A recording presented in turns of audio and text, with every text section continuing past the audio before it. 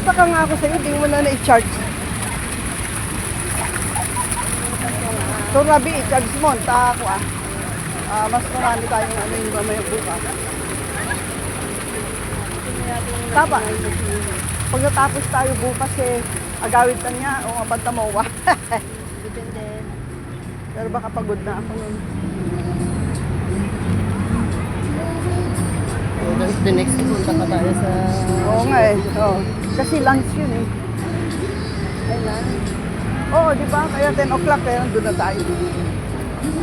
Matatapos tayo ng 2 o'clock. Depende kung anong gusto nilang... Pero sabi ni Grace, kanya daw